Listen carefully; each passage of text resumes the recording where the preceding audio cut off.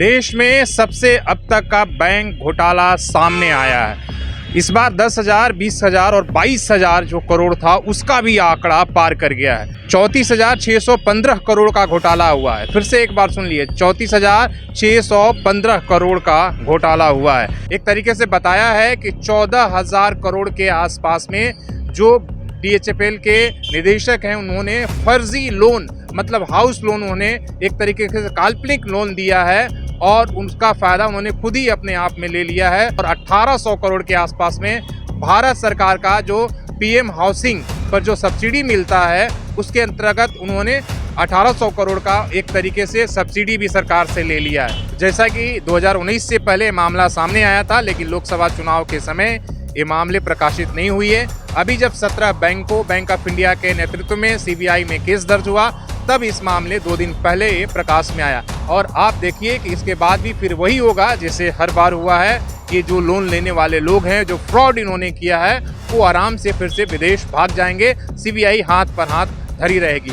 इसलिए कि जो इतने बड़े फ्रॉड करते हैं, आप समझिए कि बिना सरकार का संरक्षण का जो हमारा पॉलिटिकल नेतृत्व है उसके बिना संरक्षण का इतना बड़ा घोटाला नहीं होगा। और इसीलिए इस देश का मीडिया आप देखिए, एक दिन इतने बड़े घोटाले हो जाने के बाद में केवल सूचना के अनुसार केवल एक दिन भी आपने प्राइम टाइम से लेकर कहीं चर्चा नहीं हुआ। नमस्कार, सोशल संवाद में स्वागत है। देश में सबसे अब तक का बैंक घोटाला सामने आया है।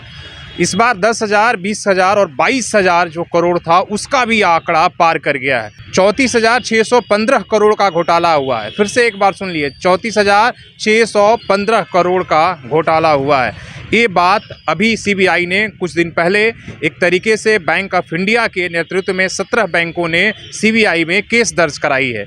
ये घोटाला DHFL जो आपका हाउसिंग लोन के लिए प्रोवाइड कराता था उसके तत्कालीन प्रबंध निदेशक कपिल वाधवान और धीरज वाधवान के खिलाफ CBI में केस दर्ज हुआ है। और देश का अब तक का सबसे बड़ा घोटाला 34,615 करोड़ का।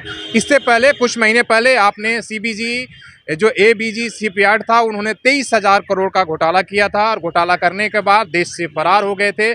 इस बार 34,615 करोड़ का एक घोटाला है बैंकों का। तो आप समझिए कि किस तरीके से बैंकों का पैसा इसी तरीके से घोटाले पर घोटाले होते जा रहे हैं और एक के बाद एक लोग देश छोड़ के बाहर भागते जा रहे हैं। अभी तक हम विजय माल्या और नीरव मोदी और ललित मोदी का नाम सुन रहे थे, लेकिन ये भी जब हुआ तो बताया गया 22,000 करोड़, लेकिन उससे भी बड़ा आंकड़ा अब 34,615 करोड़ का हो गया है।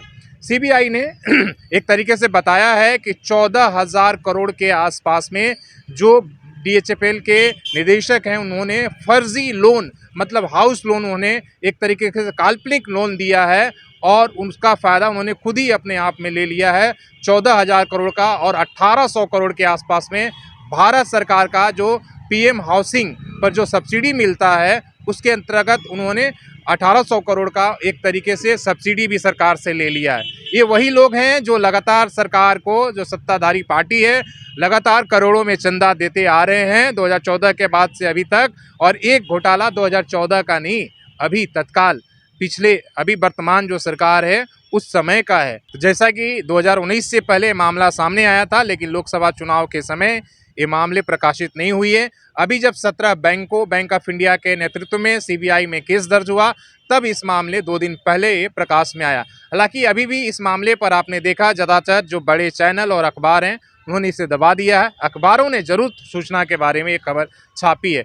तो 34,615 करोड़ इस देश का एक बार फिर से लेकर स्वाहा हो गया है।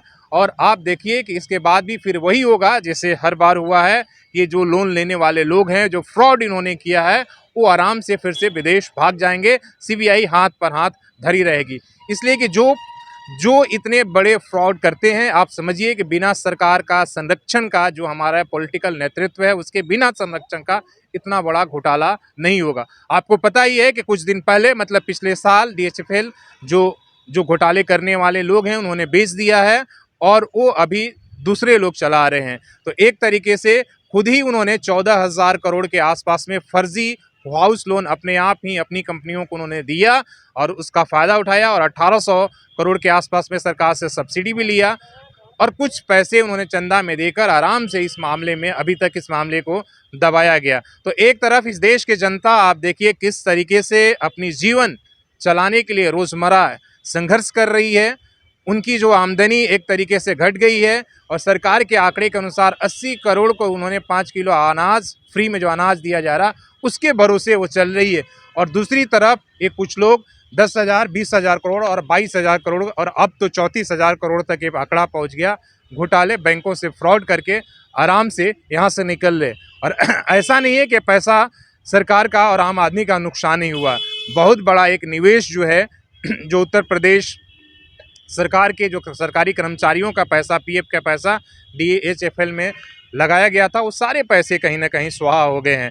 तो जो भी बैंक फ्रॉड होते हैं उसका बोझ कहीं ना कहीं आम आदमी हमारे और आपके जेब पर पड़ता है, इस देश की अर्थव्यवस्था पर पड़ता है और उसका नुकसान हर इस देश का आम आदमी कहीं ना कहीं चुकाता है।